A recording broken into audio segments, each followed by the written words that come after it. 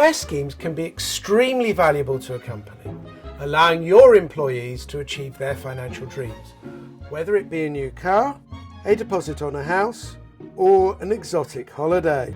But very few people seem to understand them. So let me quickly explain with the aid of this Victoria sponge cake. Let's compare a company to the cake. If I own 100% of the sponge cake, I'm entitled to eat it all, whether it's good for me or not. However, what happens if we're not talking about a cake, but a company? When I start a company, I will normally own 100% of it until I give a share away. And a share in a company is like a share in the cake. So in our example, the cake currently has 1 share, which I own. If I give an equal share to somebody else, I then only own half the Victoria sponge cake, and so on per slice. So why would I divide the company into shares? To make a cake, you need a number of different ingredients. In the same way, a company is made up of a number of different components, and that is how you would value it. For example, goodwill, assets, technology, track record of profits. So in the same way that the Victoria sponge cake has ingredients such as sugar, flour,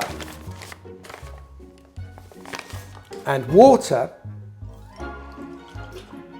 which are then mixed together to become a cake, our individual components are mixed to become a company that once merged together cannot be unmixed.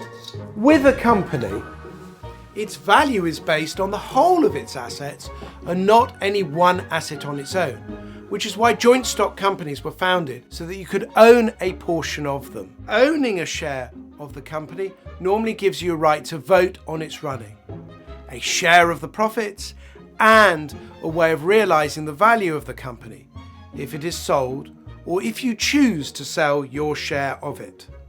So why give shares to an employee?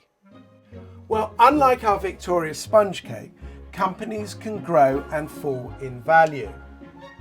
If I have 100% of a small company, I can make it grow faster if I incentivize my employees in the company by giving them shares and making them understand that they have a stake in its potential success. Owning 80% of a much bigger cake is worth more than 100% of a smaller cake.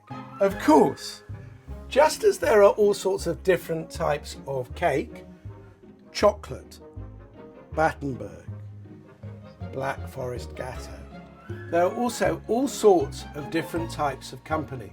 But almost all companies need good employees, and in the competition to attract and retain talent, share schemes are a great way of aligning the company and the employee interests.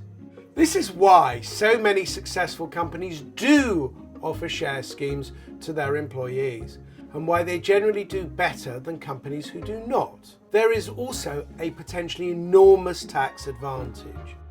Governments of all colours, red, yellow, and blue, have encouraged companies to offer shares to employees for over 40 years, so there are some very generous tax reliefs.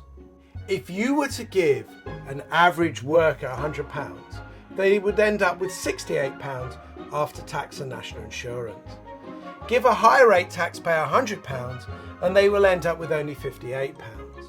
However, if you give them shares under a tax advantaged plan, they could end up with the full £100 worth of benefit, and the company will save 13.8% national insurance, i.e. an extra £13.80 on each £100. There are, of course, conditions. Nothing in this life is completely straightforward, but share schemes are as close in terms of remuneration as one can get to having your cake and eating it. So, why not get in touch and see how Primondale can help your business succeed and grow by advising you on how a share scheme could work for you.